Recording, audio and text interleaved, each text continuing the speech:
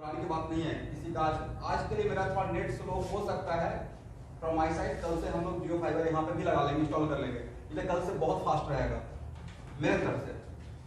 तो देखिए स्टूडेंट, सबसे पहले आपको समझना है कि केमिकल काइनेटिक्स में हम लोग क्या पढ़ेंगे। तो काइनेटिक्स तो आप रेस्ट मोशन जानते ही हैं। इसका मतलब काइनेटिक्स का मतलब ये हो रहा है, केमिकल काइनेटिक्स का मतलब कि इस टॉपिक में हम लोग पढ़ेंगे कोई भी रिएक्शन फास्ट है या स्लो है। इसका मतलब we are talking about rate of reaction. Rate of reaction का मीनिंग क्या होता है, रिएक्शन का रेट किसके टर्म में निकाल लेंगे, उन सारे बातों पे वन बाय वन मैं आऊंगा। तो केमिकल काइनेटिक्स में फर्स्ट हम लोग देखेंगे रेट ऑफ रिएक्शन, उसके बाद और क्या इसमें हम लोग पढ़ते रहेंगे, मैकेनिज्म ऑफ रिएक्शन। तो मैकेनिज्म ऑफ रिएक्शन का मतलब ये हुआ, मैकेनिज्म ऑफ रिएक्शन का मतलब यहां है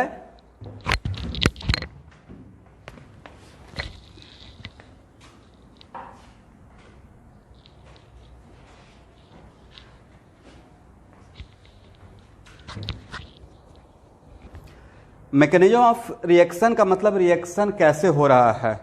तो इस पे भी हम लोग आएंगे। फिर इस टॉपिक में हम लोग देखेंगे कि किसी भी रिएक्शन के रेट को कौन कौन सा फैक्टर इफेक्ट कर सकता है, मतलब factor affecting rate of reaction. फिर इस टॉपिक में हम लोग को पढ़ना होगा ऑर्डर ऑफ रिएक्शन। ये सब बहुत कॉन्सेप्चुअल टॉपिक है। और उसके बाद हम लोग यहाँ पे देखेंगे मॉलिक्युलरिटी ऑफ रिएक्शन। तो नेक्स्ट आते हैं, तो यहाँ पे देखिए कि किसी भी रिएक्शन में सब लोग यहाँ पे कॉन्सेंट्रेट होकर देखेंगे। अच्छा, न्यू बैच के स्टूडेंट इसमें ज्वाइन हो गए हैं जो अभी रिसेंटली ज्वाइन किए हैं? Okay okay okay, thank you. हाँ, तो किसी भी इन जनरल किसी भी रिएक्शन में क्या होता है, इन जनरल किसी भी रिएक्शन में होता है कि reactants converted into products. Point to be noted, यहाँ पे जो मेरा रिएक्शन है वो वन डायरेक्शनल रिएक्शन है। केमिकल इक्विलिब्रियम में आप देखे होंगे कि रिएक्टेंट प्रोडक्ट में कन्वर्ट हो रहा है और प्रोडक्ट भी रिएक्टेंट में कन्वर्ट हो रहा है। तो एक्चुअली अगर बोलिएगा कि सर अगर आपका पॉइंट ऑफ व्यू रहता है कि मुझे केमिकल इक्विलिब्रियम और केमिकल काइनेटिक्स में कौन सा टॉपिक पहले पढ़ना चाहिए, तो मेरा सजेशन स्टूडेंट को रहेगा कि पहले केमिकल काइनेटिक्स पढ़ना चाहिए था। तो नेक्स्ट क्वेश्चन कि सर एनसीईआरटी में तो 11th में केमिकल इक्विलिब्रियम पहले दिया हुआ है, तो आपको पता है एनसीईआरटी का तो भगवान ही मालिक हैं, क्योंकि देखिए केमिकल काइनेटिक्स में पहले वन डायरेक्शन का एक टॉपिक पढ़ने के बाद केमिकल इक्विलिब्रियम और भी ज़्यादा समझ में आता है। बट मैं आपको जो बोर्ड के लिए थोड़ा बहुत स्कूल के लिए पढ़ाया था उसको मैं फिर से वापस लेकर आऊँगा। एनीवे, तो इस यहाँ पे हम लोग अभी क्या देख रहे हैं कि इन जनरल किसी भी रिएक्शन में रिएक्टेंट्स कन्वर्टेड इनटू प्रोडक्ट्स। इसका मतलब है कि रिएक्टेंट कंज्यूम होगा, अब प्रोडक्ट क्या होगा, फॉर्म होगा। तो अब यहाँ पे इसका हम लोग एक ग्राफ दिखाने का यहाँ पे कोशिश कर रहे हैं। तो देखिए, एक मैं जनरल ग्राफ दिखाया हूँ। देखिए, तो ये ग्राफ आपको दिखाई पड़ रहा है? कुछ हाँ ना बोलते रहिएगा। ओके, तब तो मुझे लगा कि मैं तो सामने फिर सौरभ बैठे हुए उन्हीं को पढ़ाते रह जाएंगे। तो एक ग्राफ है। तो यहाँ पे देखिए सौरभ, कुछ दिन के बाद 1 साल अगर ऐसे कर लिए तो आप भी केमिस्ट्री का टीचर बन जाइएगा, सारा आपको समझ में आ ही जाएगा, starting from very basic level. तो देखिए एक ग्राफ है। तो इस ग्राफ में सब लोग अब कॉन्सेंट्रेट होकर सुनिए। इस ग्राफ में एक्चुअल में with respect to time reactant consume हो रहा है। इसका मतलब है कि एक ग्राफ में किसका दिखाया हूं, रिएक्टेंट का। देखिए इसका ग्राफ ये डिक्रीज कर रहा है ना, मेरे मार्कर को देखते रहिएगा, ये डिक्रीज कर रहा है। तो डिक्रीज किसका अमाउंट कर रहा था, रिएक्टेंट का, और इंक्रीज किसका अमाउंट कर रहा है, इंक्रीज कर रहा है प्रोडक्ट का। ओके, अब नेक्स्ट क्वेश्चन आप स्टूडेंट का रहेगा कि सर ये जो ग्राफ है, अब यहां पे बहुत केयरफुली होकर सुनिएगा, ये जस्ट एक मैं ये आर्बिट्ररी ग्राफ ड्रॉ किया हूं। डोंट बी कंफ्यूज्ड कि हर रिएक्शन का यही ग्राफ होगा।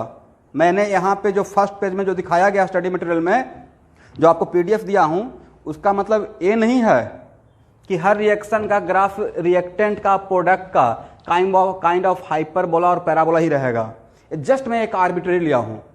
ऐसा इट माइट भी, ऐसा भी हो सकता है कि किसी रिएक्शन में एक ग्राफ स्ट्रेट लाइन हो जाए, करेक्ट। किसी रिएक्शन में हो सकता है ग्राफ एक्सपोनेंशियल हो जाए, ऐसा भी हो सकता है किसी रिएक्शन में ग्राफ हाइपरबोला हो जाए। मेरे पॉइंट को समझ रहे हैं? लेकिन कोई भी रिएक्शन में रिएक्टेंट का अमाउंट टाइम के साथ क्या होगा? डिक्रीज होगा।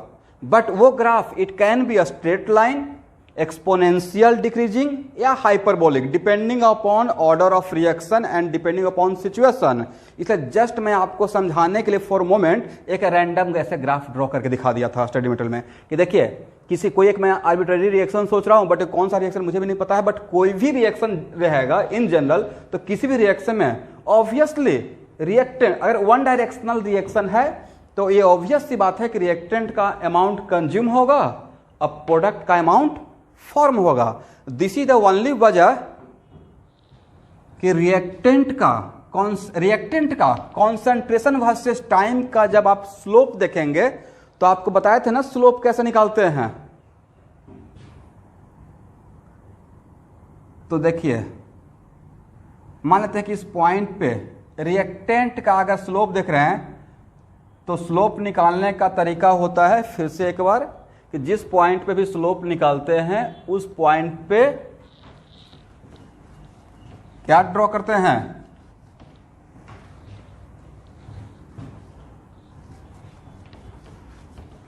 और टेंजेंट जहां पे इंटरसेक्ट करता है, ऐसे आप लोग जानते हैं, आप लोग बहुत छोटा सा बात हो गया, बट साथ में आपके यहाँ पे बहुत सारे भाई बंधु भी ज्वाइन किए हुए हैं न्यू बैच के भी, तो उनको भी थोड़ा सा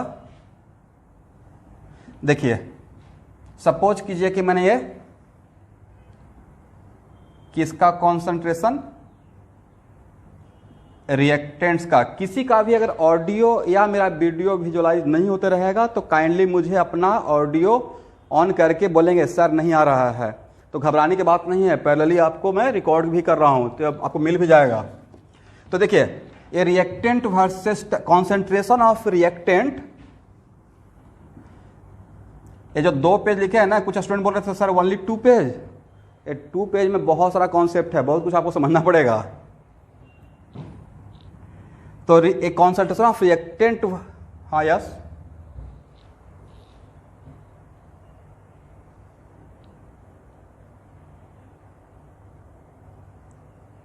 अच्छा मेरा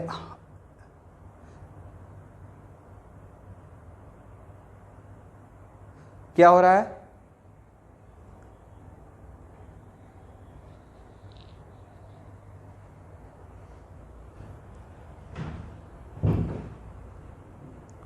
ओके सब लोग अपना ऑडियो और वीडियो म्यूट कर लीजिए, सिर्फ मेरा वीडियो रहने दीजिए और मेरा ऑडियो रहने दीजिए। हाँ हाँ बोलिए, अभी ठीक है? मेरा ऑडियो म्यूट हो गया है शायद, बट यहां पे तो आवाज आ रहा है।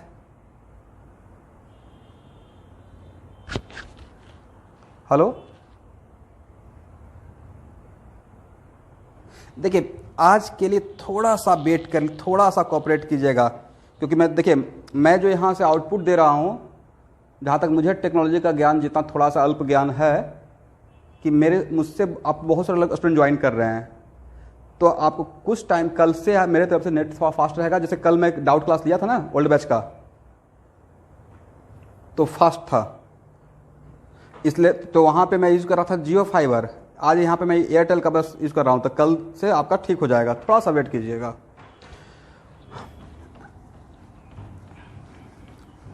तो देखिए ये सिर्फ हम लोग कॉन्सेंट्रेशन वर्सेस टाइम का अगर एक ग्राफ देखते हैं तो देखिए इस पॉइंट पे टेंजेंट ड्रॉ किए, तो यहाँ पे टेंजेंट क्रॉस करता है तो ऑब्वियसली ये एंगल 90 से बड़ा हो गया, तो अगर ये एंगल थीटा है तो tan थीटा, इसी को हम लोग क्या बोल रहे हैं?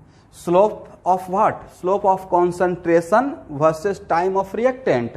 तो ऑब्वियसली रिएक्टेंट का अमाउंट टाइम के साथ कंज्यूम हो रहा है, तो कोई भी चीज अगर कंज्यूम हो रहा है मतलब डिक्रीज कर रहा है, और डिक्रीजिंग फंक्शन, अभी आप फंक्शन भी पढ़ना शुरू कर दिए होंगे, तो किसी भी डिक्रीजिंग फंक्शन का डैम श्योर स्लोप निगेटिव होगा। करेक्ट? दैट्स वाई यहां पे इसका वैल्यू क्या है? निगेटिव है। एट द सेम टाइम देखिए, जो भी यहां पे एक्स्ट्रा ग्राफ मैं ड्रॉ करते रहूंगा अपार्ट फ्रॉम स्टडी मटेरियल, तो स्टूडेंट वेरी केयरफुल, आप एक्स्ट्रा जो यहां पे रहेगा वो आपको नोटबुक में नोट करना है।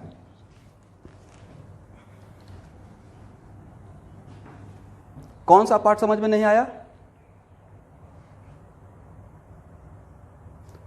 बिल्कुल समझा सकते हैं। देखिए, मैंने एक ग्राफ ए बनाया,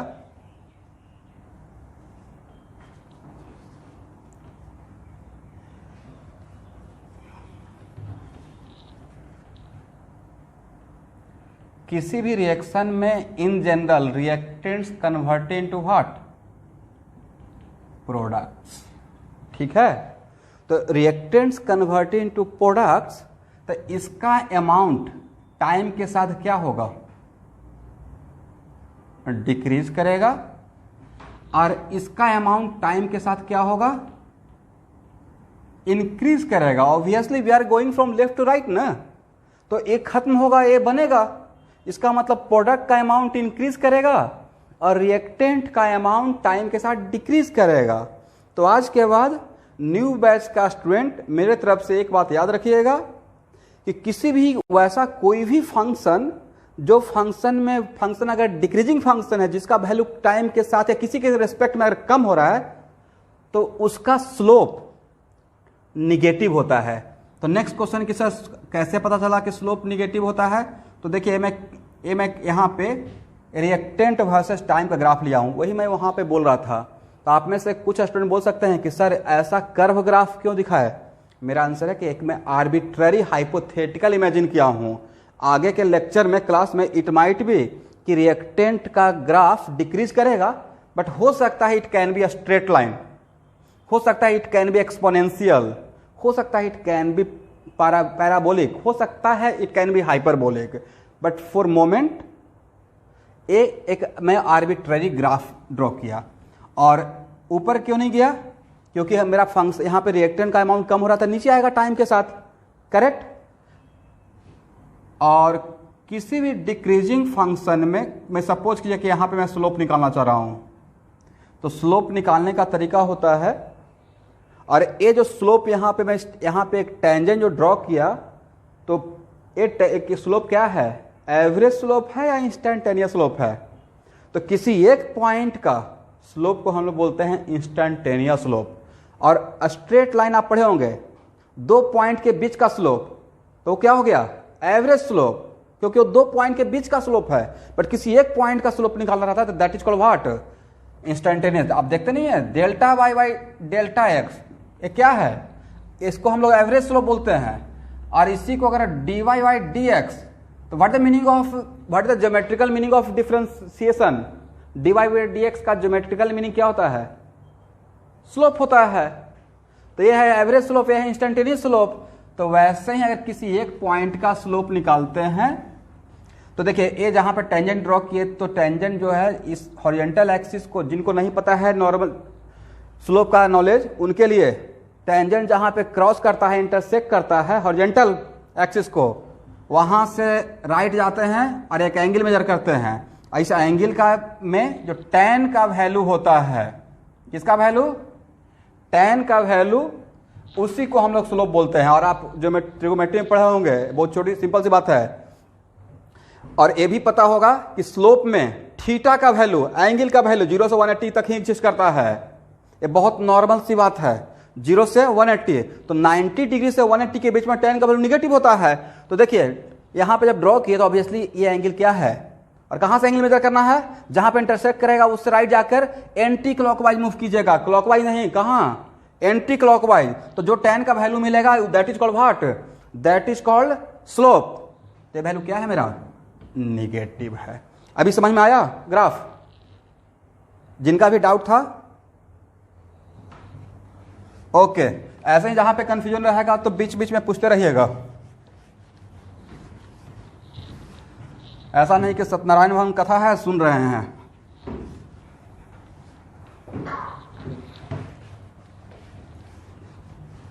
ओके,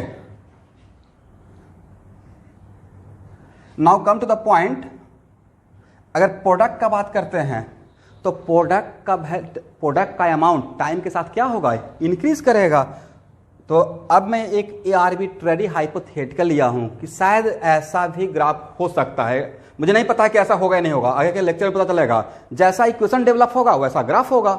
अगर स्ट्रेट लाइन रहेगा तो स्ट्रेट लाइन ग्राफ ऐसे जाएगा, लेकिन जो भी ग्राफ रहेगा वो एक्चुअल में इंक्रीजिंग फंक्शन होगा, क्योंकि उसका अमाउंट क्या हो रहा है, किसी भी इंक्रीजिंग फंक्शन में वैल्यू क्या होता है, इंक्रीज करते रहता है। और किसी भी इंक्रीजिंग फंक्शन का स्लोप क्या होता है, स्ट्रिक्टली पॉजिटिव रहेगा एक्सेप्ट सम आइसोलेटेड पॉइंट।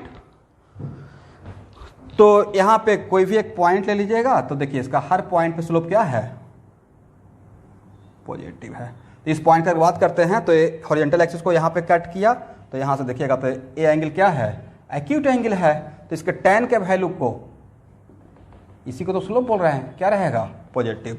तो फर्स्ट कंक्लूजन मेरा ये हुआ कि केमिकल काइनेटिक्स में अगर रिएक्शन वन डायरेक्शनल रिएक्शन है तो जनरली क्या होता है कि reactant converted into product, the amount of reactant decreasing with time and amount of product increasing with time.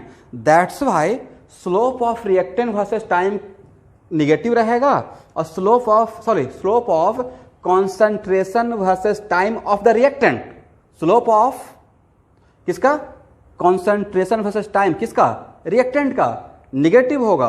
और slope of concentration versus time किसका, प्रोडक्ट का, पॉजिटिव रहेगा। तो फर्स्ट थिंग मैं आपको क्लियर एक किया। अब सबसे बड़ा क्वेश्चन है कि sir what is the meaning of rate of reaction. जैसे हम लोग इतना बार तो बोल दिए कि रेट ऑफ रिएक्शन याद है आप लोग को, मैं आपको बताता था कि rate of effusion and diffusion.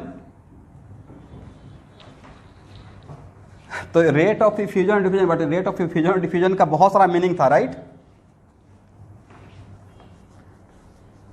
जैसे रेट ऑफ इफ्यूजन डिफ्यूजन का था कि amount of volume per unit time, number of moles out per unit time, something like that. वैसे ही अभी हम लोग इतना 10 मिनट से मैं बोलते जा रहा हूं कि rate of reaction, but rate of reaction का मतलब क्या होता है वो अभी हम लोग नहीं देखे हैं। और एक टर्म पे आप लोग कॉन्सेंट्रेट किए,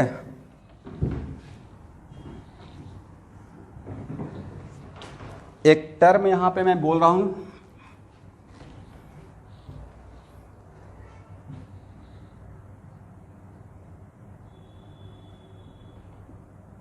रेट ऑफ रिएक्शन। तो देखिए बाकी लोग का तो मुझे नहीं पता है, बट मैं अलजेब्राइक क्वांटिटी का बहुत ख्याल रखता हूं। तो यहां पे एक टर्म आया रेट। तो रेट जहां भी बोलते हैं तो मेरे दिमाग में आता है कि रेट का मतलब पॉजिटिव सेंस, क्या रहता है, पॉजिटिव सेंस। आवाज आ रही है आपको, ओके। तो रेट ऑफ रिएक्शन का मतलब यहां पे एक टर्म आ गया रेट। तो रेट का मतलब हो गया कि मेरा जो भी हो पॉजिटिव रहना चाहिए। अब सपोज कीजिए कि ए कन्वर्टेड इनटू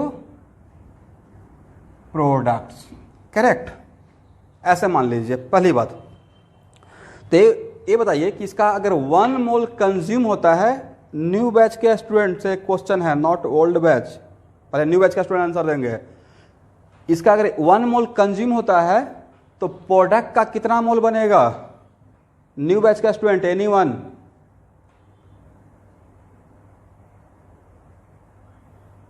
वन मोल। अब ओल्ड बैच का अगर इसका 1 मोल कंज्यूम होगा तो प्रोडक्ट का कितना मोल बनेगा,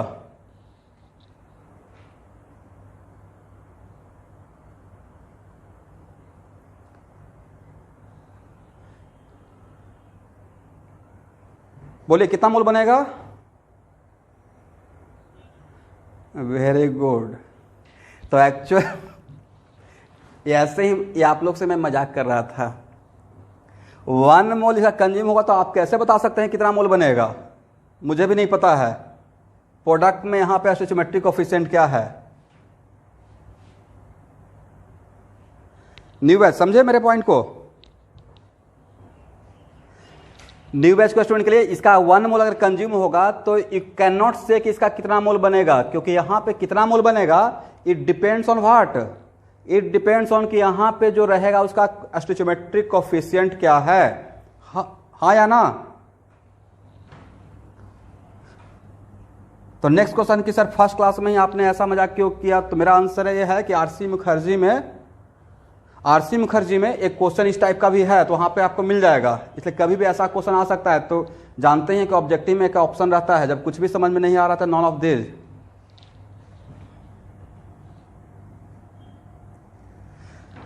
अब देखिए, अब यहां पे आप बोल सकते हैं, सपोज कीजिए कि ऐसा रहता कि इसका अगर ए का 1 मोल अगर खत्म होता है, कंज्यूम होता है, तो बी का कितना मोल बनेगा? कुछ तो बोल ही सकते हैं। अगर ए का 1 मोल कंज्यूम होता है, खत्म होता है, तो बी का 3 मोल बनेगा, क्योंकि इसका कोफिशिएंट 1 है, ऐसा कोफिशिएंट कितना है? 3 है। ओके, अब एक मिनट रुकिए, ध्यान से सुनिएगा। मान लेते हैं कि अगर आपसे बोल रहे हैं कि देखिए 1 सेकेंड में ए का 1 मोल बना, तो उसी 1 सेकेंड में बी का कितना मोल बना? अब रिस्पॉन्स कीजिए।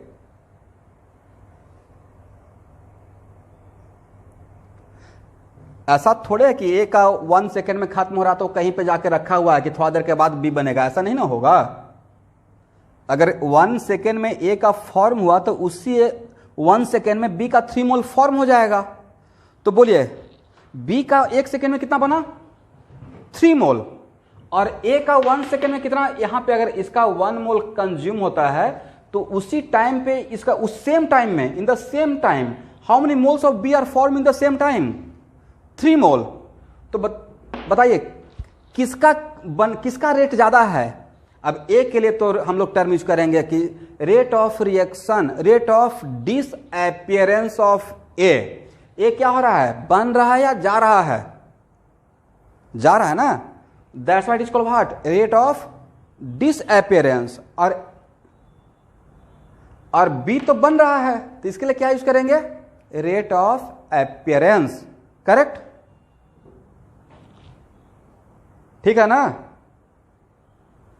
ओके, तो देखिए अब मुझे जहां तक लगता है कि अगर पूछा जाए कि रेट ऑफ डिसअपियरेंस, तो इसका हुआ 1 मोल पर सेकेंड।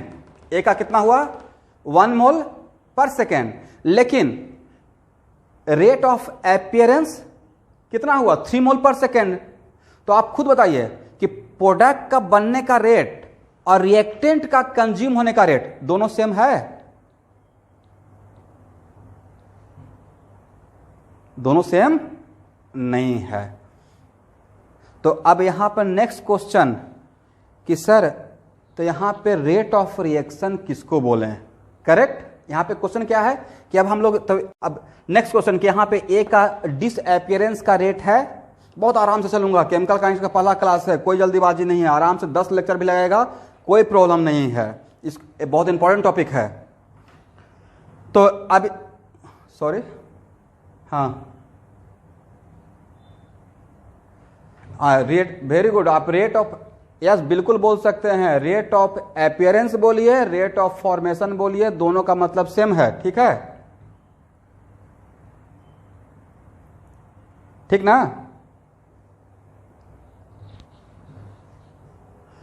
तो ओके, अब मेरा क्वेश्चन यह है सारे स्टूडेंट से कि देखिए ए का डिसअपियरेंस होने का रेट क्या रहा? 1 मोल पर सेकेंड। और बी का फॉर्मेशन का रेट क्या रहा? बहुत बढ़िया से डिफरेंस समझाऊंगा। 2 पेज में बहुत सारा कॉन्सेप्ट है। Rate of formation, point to be noted, it is very important to note that rate of formation, rate of disappearance और रेट ऑफ रिएक्शन तीनों अलग अलग कॉन्सेप्ट है। सो डोंट बी कंफ्यूज्ड कि रेट ऑफ फॉर्मेशन ही मेरा rate of reaction है। Student इस बात को बहुत केयरफुली सुनिए, मैं रेट ऑफ फॉर्मेशन बोल रहा हूं, रेट ऑफ फॉर्मेशन, इसका मतलब मैं सिर्फ बी का बात कर रहा हूं। किसका बात कर रहा हूं? बी का। रेट ऑफ डिसअपीयरेंस बोलेंगे तो सिर्फ किसका बात कर रहे हैं? ए का। लेकिन अगर रेट ऑफ रिएक्शन बोलेंगे, इसका मतलब पूरे रिएक्शन का बात कर रहे हैं। किसका बात कर रहे हैं? पूरे रिएक्शन का। तो इसको आप ऐसे भी एक एग्जाम्पल से, बहुत बढ़िया एग्जाम्पल है जो कि मैं पिछले 10 साल से हर बैच में सुनाता हूं, और आज आप भी सुन लीजिए। मान लेते हैं कि मुझे एक क्रिकेट टीम बनाना है, ठीक है? कौन सा टीम? Cricket team. और उसमें 11 प्लेयर चाहिए। तो मान लेते बोला गया है कि ओके अभी तो लॉकडाउन है, तो 6 बजे के बाद नेहरू स्टेडियम में पहुंचना है। तो कोई जो है प्लेयर वो सिटी होंडा से पहुंच गए, कोई बाइक से पहुंच गए, कोई साइकिल से पहुंच गए, ठीक है? और एक बाकी 10 लोग पहुंच चुके हैं। और एक 11वां खिलाड़ी होता है, कोई लोग जो महाल से आराम से हर काम में सबसे पीछे है। तो जो 11वां खिलाड़ी है वो पैदल जा रहा है। तो ये बताइए कि सबसे स्लो कौन है? वो अभी तक नहीं पहुंचा है, जो पैदल जा रहा है। लेकिन जब तक वो प्लेयर नहीं पहुंचेगा तब तक आपका टीम फॉर्म हुआ नहीं हुआ। इसका मतलब है कि कौन सबसे स्लो रहते हुए पूरे को रिएक्शन को कंट्रोल कर रहा है? तो जो पैदल जा रहा है वो पूरे रिएक्शन कंट्रोल कर रहा है। दैट्स वाई किसी भी रिएक्शन में जो सबसे स्लो रहता है, एक्चुअल में वही उस पूरे रिएक्शन को कंट्रोल करता है, जिसको आगे चलकर मैं बोलूंगा RDS। RDX नहीं, RDS, रेट डिटरमिनिंग स्टेप। आगे चलकर क्या इसको बोलने वाले हैं? RDS, rate determining step. और जो तो यहां पर नेक्स्ट क्वेश्चन ये हुआ कि सबसे जो स्लोएस्ट स्टेप रहेगा वही पूरे रिएक्शन को कंट्रोल करता है। That's why rate of reaction, एक मिनट फिर से ध्यान से समझिएगा, और यहां पे कुछ कुछ पॉइंट मैं लिख कर रुकूंगा और आपको टाइम दूंगा कि आप नोट डाउन कीजिए, ठीक है? और नहीं तो घर पे उसको वीडियो जो मिलेगा उसमें नोट कीजिएगा।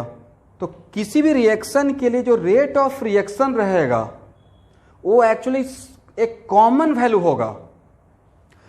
रेट ऑफ रिएक्शन क्या रहेगा? एक कॉमन वैल्यू रहता है। तो नेक्स्ट क्वेश्चन है कि सर रेट ऑफ रिएक्शन किसके रेस्पेक्ट में रिप्रेजेंट करेंगे? तो rate of reaction can be represented with respect to reactant, या rate of reaction can be represented with respect to product. इसका मतलब है कि रेट ऑफ रिएक्शन ए के रेस्पेक्ट में भी हम लोग रिप्रेजेंट कर सकते हैं और बी के रेस्पेक्ट में भी रिप्रेजेंट कर सकते हैं, करेक्ट? और जो भी रेट ऑफ रिएक्शन रहेगा वो ए को लेकर हम लोग ए के रेस्पेक्ट में बात करें। अभी मैं रेट ऑफ रिएक्शन का बात कर रहा हूं, रेट ऑफ फॉर्मेशन और रेट ऑफ डिसअपीयरेंस के लिए बात नहीं कर रहा हूं। और जब रेट ऑफ रिएक्शन बोलते हैं मतलब वहां पे मैं मीन करूंगा पूरे रिएक्शन का। और पूरे रिएक्शन का पार्ट कौन है? Reactant as well as product. But कोई आपसे ऑब्जेक्टिव, एक ऐसा अगर ऑब्जेक्टिव आ जाए एग्जाम में कि rate of reaction can be represented in terms of reactant, दूसरा option in terms of product, तीसरा ऑप्शन बोथ, और डी आप लोग का फेवरेट नन ऑफ दिस। तो rate of reaction can be represented in terms of A as well as B, both. तो next कोई आपके जो मित्र रहेंगे, फ्रेंड रहेंगे, वो बोलेंगे सर किसके रेस्पेक्ट में, जो ए और बी दोनों के रेस्पेक्ट में जब हम लोग रिप्रेजेंट करेंगे तो दोनों के रेस्पेक्ट में वैल्यू अलग अलग मिलेगा या सेम वैल्यू मिलेगा? तो मेरा आंसर है ए के रेस्पेक्ट में आप जो वैल्यू रेट ऑफ रिएक्शन का निकालेंगे और बी के रेस्पेक्ट में जो वैल्यू रेट ऑफ रिएक्शन का निकालेंगे, दोनों से रेट ऑफ रिएक्शन सेम ही मिलेगा, क्योंकि हम लोग रेट ऑफ रिएक्शन का मतलब पूरे रिएक्शन का बात कर रहे हैं। दैट्स वाई सब कुछ को मैं अभी 10-5 मिनट के बाद ये समझिए कि आप फर्स्ट क्लास है, फर्स्ट क्लास में हम लोग माहौल बना रहे हैं केमिकल काइनेटिक्स पढ़ने का, ठीक है? तो रेट ऑफ रिएक्शन, तो यहां पे हम लोग अभी तक क्या सीख रहे हैं कि rate of reaction, rate of formation of product and rate of disappearance of reactant, all are 3 different concept. तो पहला point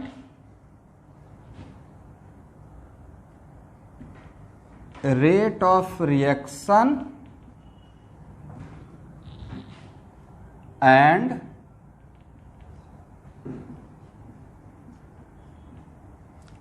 rate of formation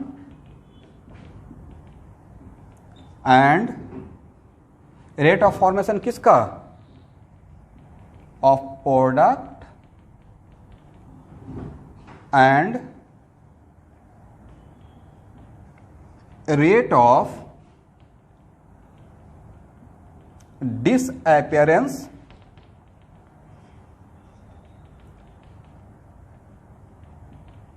of reactant all are different concept। पहला पॉइंट तो पहले इसको क्लियर कीजिए, नहीं तो होगा क्या। देखिए मैंने क्या लिखा, मैंने लिखा रेट ऑफ रिएक्शन ए, फिर rate of formation A, and next rate of disappearance.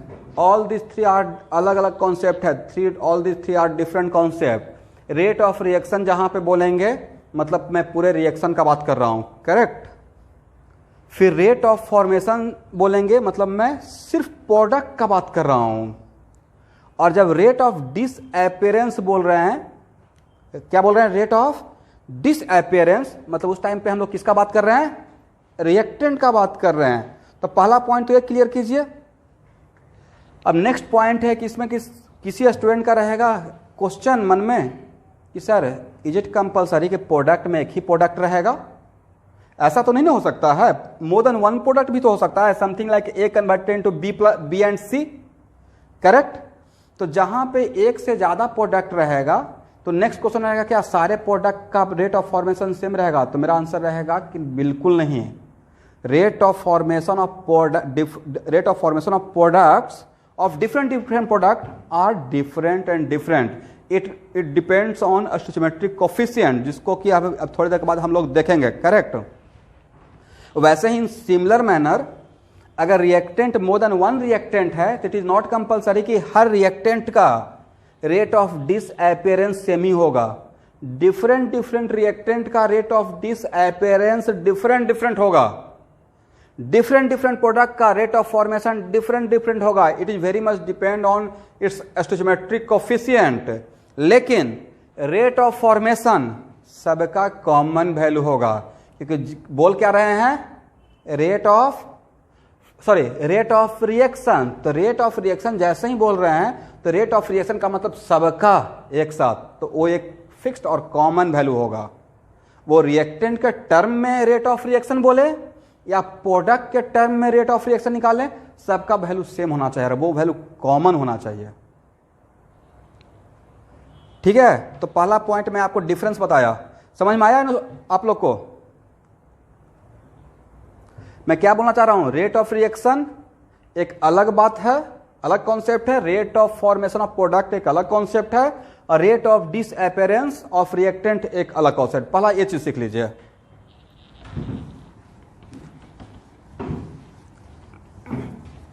अब इसमें एक जो कॉमन क्वेश्चन आते रहता है कि सर रेट ऑफ रिएक्शन किसके टर्म में निकालें?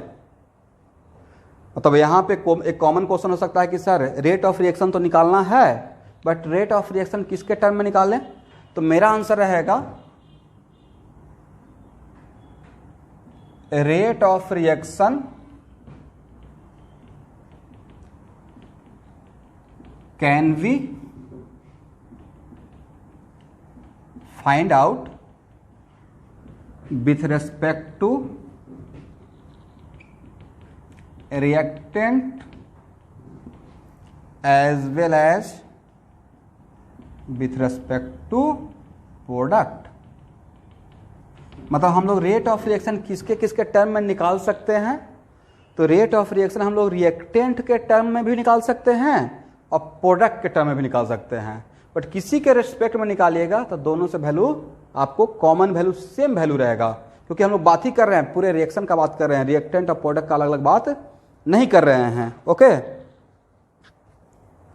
चलिए अब नेक्स्ट अब आते हैं कि एक्चुअल में रेट ऑफ रिएक्शन का क्या मतलब है।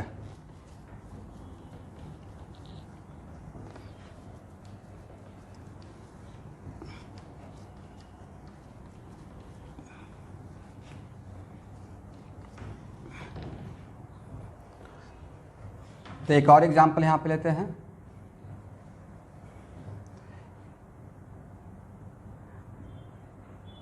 Rate of reaction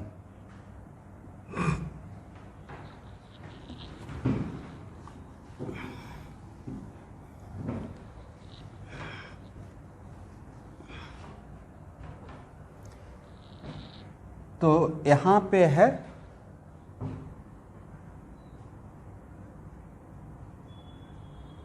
rate of reaction का वन ऑफ द मीनिंग आप ऐसे बोल सकते हैं, increase in concentration of product with respect to time. अब देखिए मैंने यहां पे क्या बोला, increase in concentration of product with respect to time. तो इंक्रीज हो या चेंज हो, इंक्रीज या चेंज दोनों होता है फाइनल माइनस इनिशियल। क्या होता है? Final minus initial. लेकिन अगर आप रेट ऑफ रिएक्शन बट एक किसके रेस्पेक्ट में डिफाइन किया? प्रोडक्ट के रेस्पेक्ट में। लेकिन अगर rate of reaction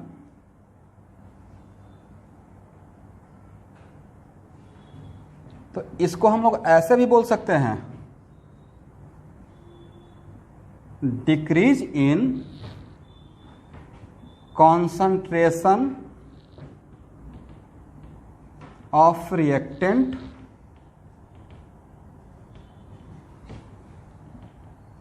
with respect to time.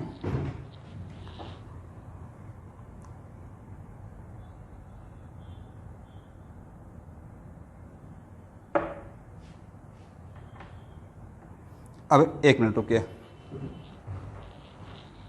तो चलिए यहां पे मैंने कौन सा टर्म यूज किया?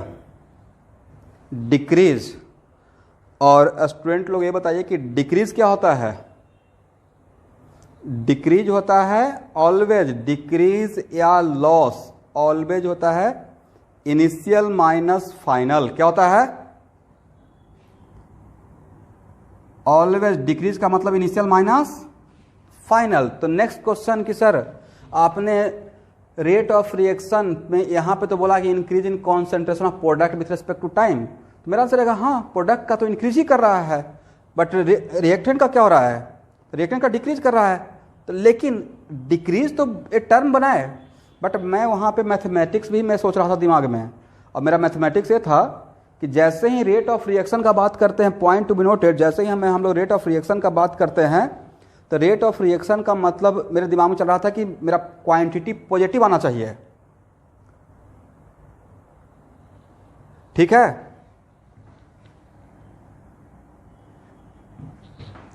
तो ये अब एक एग्जांपल से इसको समझते हैं। तो पहले देख लीजिएगा,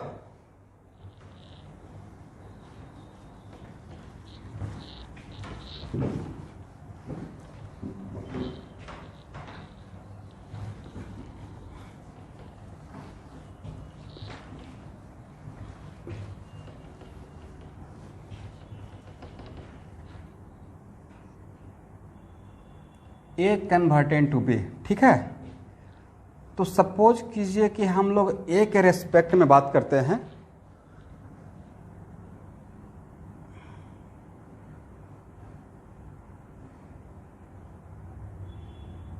चलिए अब ये बताइए कि इसका मतलब क्या है? इसका मतलब है चेंज, करेक्ट? तो ये बताइए कि यहां पे एक क्या है? Change of A with respect, delta का मतलब होता है चेंज। तो यहां पे हुआ change of A with respect to time. But point to be noted, ये मेरा क्या है? रिएक्टेंट है ना? ए मेरा रिएक्टेंट है। और चेंज का मतलब होता है, डेल्टा का मतलब होता है, स्टूडेंट आपको पता होगा, डेल्टा का मतलब होता है फाइनल माइनस इनिशियल। तो जब डेल्टा का मतलब फाइनल माइनस इनिशियल, इसका मतलब यहां पे क्या हो गया? कि ए का फाइनल वैल्यू माइनस ए का इनिशियल वैल्यू, तो ए का फाइनल वैल्यू तो ये तो डिक्रीज कर रहा था, ए का फाइनल वैल्यू तो कम होगा ना, ए का फाइनल वैल्यू कम रहेगा और इनिशियल वैल्यू ज़्यादा रहेगा। इसका मतलब है कि ये मेरा क्वांटिटी क्या है, निगेटिव है। बट हम लोग यहाँ पे बोल क्या रहे हैं, रेट ऑफ रिएक्शन। तो फॉर मेक इट पॉजिटिव यहाँ पे क्या लगा देते हैं, माइनस। तो अब समझ में आया फर्स्ट पेज में कि यहाँ पे माइनस क्यों लगा हुआ है। अब आप लोग रिस्पॉन्स कीजिए थोड़ा सा। यहाँ पे माइनस मैंने क्यों लगाया था, क्योंकि मैं क्या बोल रहा था, rate of reaction, and this is the rate of reaction in terms of what, reactant. तो बट यहाँ पे जो ब्रैकेट है, तो ब्रैकेट तो एक्चुअली अगर इस माइनस को हाइड कर दें तो ब्रैकेट तो simply what, bracket is simply change of A with respect to time, but change of A with respect to time now it is negative. तो फॉर मेक इट पॉजिटिव मैंने क्या लगा दिया, निगेटिव साइन। तो this negative sign क्या indicate करता है, this negative sign indicate करता है, निगेटिव साइन इंडिकेट व्हाट, देखिए इस नोट्स का जो आपको भेजता हूं उसका एक एक लाइन मुझे याद है, ठीक है, इसलिए उसी को मैं, लेकिन वो जो नोट है उस कंप्लीट केमिकल काइनेटिक्स मतलब एक ओवरऑल व्यू है, बट उसमें मुझे यहाँ पे बहुत कुछ आपको समझाना पड़ेगा। जैसे उसको लिख के रखिएगा, जो भी लिखिएगा उसके बाद 2 पेज ब्लैंक रखिएगा, और क्लास करने के बाद उस ब्लैंक पेज में जो जो मैं बोलते रहूँगा एक्स्ट्रा या कुछ बहुत सारा एक्स्ट्रा ग्राफ भी ड्रॉ करेंगे apart from that study material, that theory, तो उसको भी आप ड्रॉ कर लीजिएगा। तो this negative sign indicate A is decreasing with time, okay.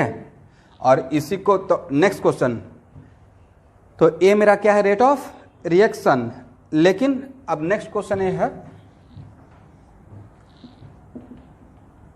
अब इसमें कुछ स्टूडेंट बोलेंगे सर यहाँ तो नेगेटिव लगाए नहीं, तो rate of reaction with respect to product के लिए मैंने क्या डिफाइन किया था, increase of concentration of product with respect to time. तो देखिए ए है चेंज, तो सपोज कीजिए कि डेल्टा बी पॉइंट नोटेड, तो यहाँ पे डिनोमिनेटर तो ऑलरेडी पॉजिटिव है ना, delta T change in time always positive होता है, और व्हाट अबाउट डेल्टा वी, तो बी इज द प्रोडक्ट, तो बी तो बन रहा है, तो बी का फाइनल वैल्यू अब बी का इनिशियल वैल्यू, चेंज का मतलब यही होता है। तो क्या ये वैल्यू निगेटिव है या पॉजिटिव है, ऑलरेडी पॉजिटिव है, तो जो पॉजिटिव है तो उसको कितना बार पॉजिटिव बनाइएगा, ये ऑलरेडी पॉजिटिव है, दैट्स वाई इसमें नेगेटिव साइन देने का रिक्वायरमेंट नहीं था। अब कहीं पे पॉजिटिव लिखा रहेगा तो उसका कोई मतलब नहीं है, ऑलरेडी हम लोग समझ रहे हैं कि it is positive quantity, that's why ये क्या हो गया, rate of reaction with respect to B. अब और ए क्या है, रेट ऑफ रिएक्शन किसके रेस्पेक्ट में, विथ रेस्पेक्ट टू ए।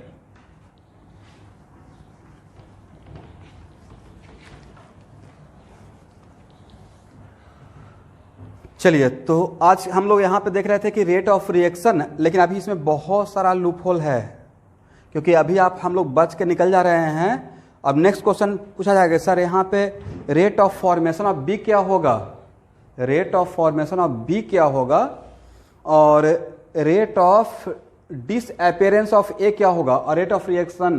तो यहाँ पे बहुत सारा चीज़ अभी मिसिंग है। मिसिंग ये है कि अभी हम लोग बहुत आइडियलाइज्ड, बहुत सिंपल सा एग्जाम्पल लिए हैं, और सिंपल सा एग्जाम्पल इसलिए था कि यहाँ पे ध्यान से आप देखिए, ए और बी दोनों का कोफिशिएंट कितना है, 1 और 1, दोनों कोफिशिएंट 1 और 1 है ना,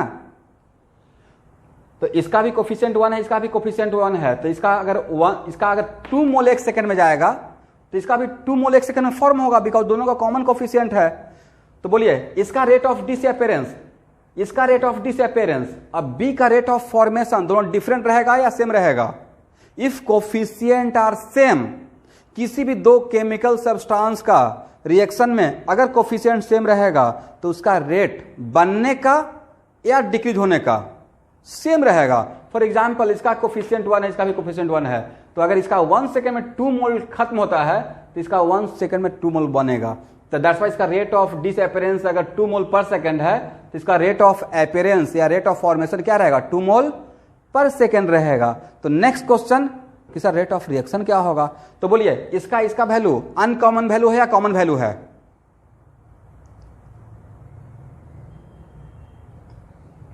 कॉमन वैल्यू है। तो कॉमन वैल्यू है तो जो कॉमन वैल्यू रहता है ना उसी को हम लोग रेट ऑफ रिएक्शन बोल देते हैं। दैट्स वाई यहां पे रेट ऑफ रिएक्शन, बहुत सिंपल सी बात है कि इस केस में rate of reaction, rate of disappearance और rate of appearance all are become same. That's why यहां पे तो आपको लग रहा है, तब तो यहां पे बोल सकते हैं कि सर यहां तो सब कुछ एक ही हो गया, रेट ऑफ अपीयरेंस और रेट ऑफ रिएक्शन। बट फिर से स्टूडेंट मैं रिवाइंड कर रहा हूं, rate of reaction, rate of disappearance और रेट ऑफ अपीयरेंस या rate of formation all are 3 different concept. That's why उसको आपस में कैसे कोरिलेट करेंगे और किसका क्या मीनिंग रहेगा उसको कल के लेक्चर में होगा। तो आज के लिए जस्ट केमिकल काइनेटिक्स शुरू कर दिए। अब मेरा मानना है कि शुरू करने का मतलब आधा खत्म करना होता है, तो आज स्टार्ट कर दिया। आज जस्ट केमिकल काइनेटिक्स का माहौल बना रहे थे, ठीक है।